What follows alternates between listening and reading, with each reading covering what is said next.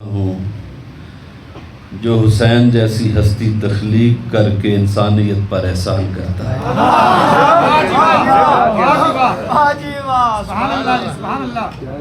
اس خالق کائنات کے نام سے شروع کرتا ہوں جس نے لوگوں کو باندھ رکھا ہے۔ جب تک حسین کے والد کی جنم بھومی کے چکر نہیں لگاؤ گے کوئی حج عمرہ قبول نہیں ہے۔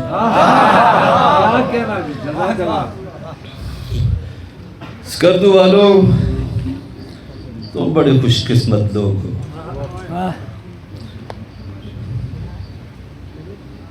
میں علی کی قسم کھاؤں یا حسین؟ سمجھ نہیں۔ میں نے دنیا میں بڑے بڑے عاشقان حسین دیکھے ہیں، اتنے مست عاشقان حسین نہیں دیکھے۔ میں نوجوانوں کا جذبہ دیکھتا ہوں۔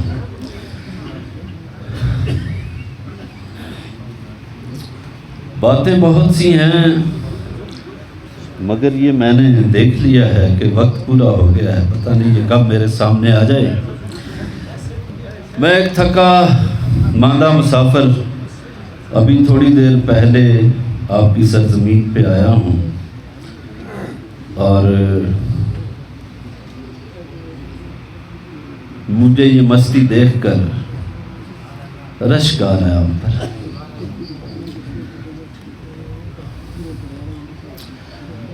اب مجھے پتہ نہیں کہاں کہاں لے جانا چاہتے ہو۔ پہلے شاہ صاحب نے فرمایا کہ عرش کا ایک ٹکڑا ہے کربلا، پھر مجھے امیر تیمور یاد آ گیا۔ میں فرزند تیمور ہوں۔ وہ واقعہ اگر وقت کی پٹی سامنے نہ آئی تو بیان کر دوں گا۔ پھر یہ بچے نے تو میرا دوست محسن نقوی مجھے یاد آ گیا۔ حسین دھرتی کی آتما ہے، مت پوچھ میرا حسین کیا ہے۔ حسین سب کا۔ میں نے راہ حسین میں میر اسلم حسین سحر جیسے لوگ بہت کم دیکھے ہیں، اتنا مستقل مزاج۔ اور پھر یہ سٹیج پہ جو ہمارے معززین ہیں، انہیں دیکھ کر مجھے یاد آتا ہے کہ وہ جو بے گور و کفن لاشیں تھے کس نے دفن کیے؟ ان میں سے ایک اس مذہب کا بھی ہے۔ وہ جو پنجتن کا عاشق تھا، زبان سے توتلا تھا، کہتا تھا پانچ تت دا پتلا میں تے نانک میرا نا، ہندو کہو تے ساڑ دیو تے میں مسلمان بھی نا۔ ہندو شعراء نے بھی حسین پکارا ہے۔ آپ جب عظمت حسین پر غور کریں تو جواب آتا ہے حکومت عظمت ادا نہیں کرتی، دولت عظمت عطا نہیں کرتی، بڑی فوجیں عظمت عطا نہیں کرتی، عظمت کردار ادا کرتا ہے۔ حسین کے کردار نے انسان کو عظیم بنا دیا۔ ایک واقعہ سناتا جاتا ہوں، چلیں اپنے دادے کو یاد کرتا ہوں۔ تیمور ہر سال روزہ حسین پہ 1 لاکھ کا لشکر لے کر چلا جاتا تھا، تو امام پاک نے فرمایا خواب میں، تیمور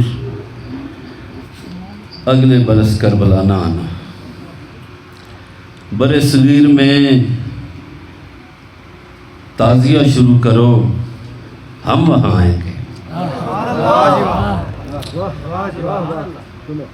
تیمور اس برس نہ گیا، مگر ایک بیماری ہو گئی۔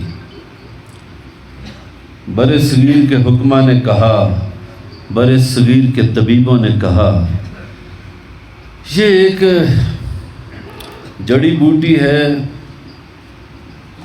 جو عراق سے ملے گی یہ عراق میں پیدا ہوتی ہے۔ تیمور نے اپنے ایک وزیر کو عراق بھیجا کہ میں تو جا نہیں سکتا، مجھ پر پابندی ہے۔ وہ وزیر چلا گیا وہ جڑی بوٹی لینے، تیمور انتظار کرتا رہا۔ مہینے بیت گئے، ہفتے بیت گئے، وہ واپس نہ آیا۔ تیمور کو لگا کہ کہیں مر نہ گیا ہو۔ تیمور نے اپنے 4 نجومیوں کو اکٹھا بلایا، چاروں کو، جیسے یہ مارکی ہے اس کے 4 کونے ہیں، ایک ایک کونے میں بٹھا دیا۔ کہنے لگا میرا فلاں وزیر کہاں ہے؟ نجومیوں نے رب کائنات کے دیے ہوئے علم میں سے کھنگالا، چاروں کا ایک ہی جواب تھا، وہ ہمیں زمین پر نظر نہیں آ رہا، ہمارا خیال ہے وہ کہیں مر گیا ہے۔ وہ ہمیں زمین پر نظر نہیں آ رہا، ہمارا خیال ہے کہیں مر گیا ہے۔ کچھ دن ہوئے وہ وزیر صاحب واپس آ گئے، جڑی بوٹی بھی لے آئے۔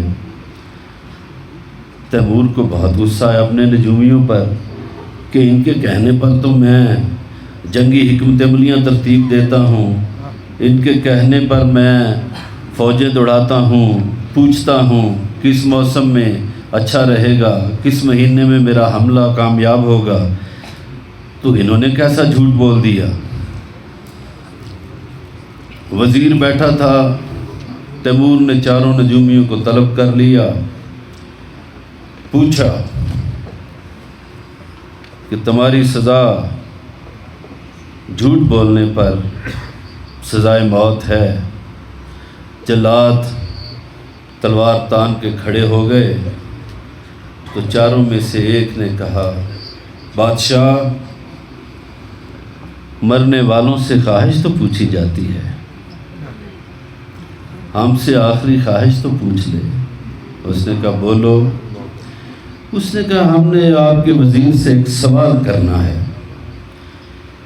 کہ وہ فلاں تاریخ کو جمعرات کا دن تھا، اتنے سے اتنے بجے کہاں تھا؟ اس نے کہا میں تو روضہ حسین پر تھا۔ واہ جی واہ۔ نجومیوں نے کہا بادشاہ ہماری سزا ختم، روضہ حسین فرش پر نظر نہیں آتا، روضہ حسین عرش ہے، واہ جی واہ، واہ جی واہ۔ تو ہماری سزا ختم کر دے۔ اسی طرح ابھی آئی تو نہیں، اچھا ٹھیک ہے۔ ایک واقعہ چونکہ حضرت چشتی صاحب کا ذکر ہوا، بادشاہ نے، ایک اور بادشاہ، اس نے امیر خسرو سے پوچھا کہ تو نے سارا علم کہاں سے سیکھا ہے؟ میں موسیقی کی بات کرتا ہوں تیرے پاس جواب ہوتا ہے، میں شعر کی بات کرتا ہوں تمہارے پاس جواب ہوتا ہے، میں کسی اور فن کی بات کرتا ہوں تمہارے پاس جواب ہوتا ہے۔ امیر خسرو نے فرمایا کہ میں نے یہ علوم اپنے مرشد نظام الدین اولیاء سے حاصل کیے۔ بادشاہ نے کہا ہم اسے ملنا چاہتے ہیں، اسے دربار میں بلاؤ۔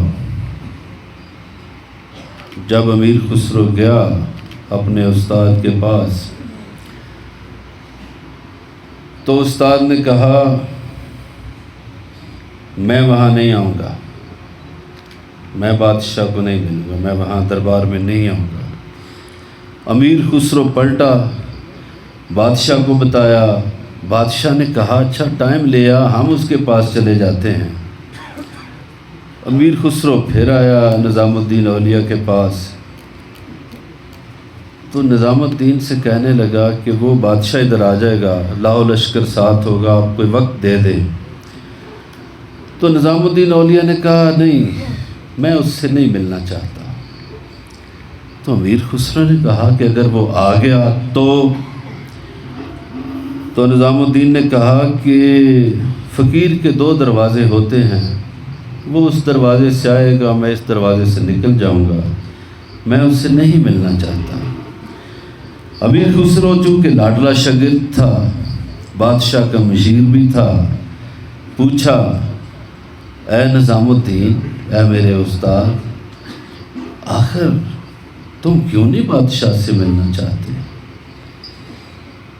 تو نظام الدین نے فرمایا میں نے اس سلسلے میں اپنے مرشد فرید الدین گنج شکر سے پوچھا،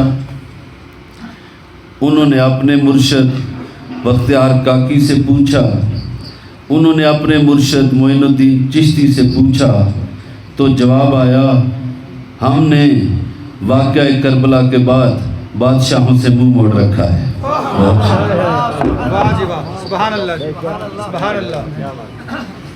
جزاک اللہ۔ آپ تھے جناب محترم مظہر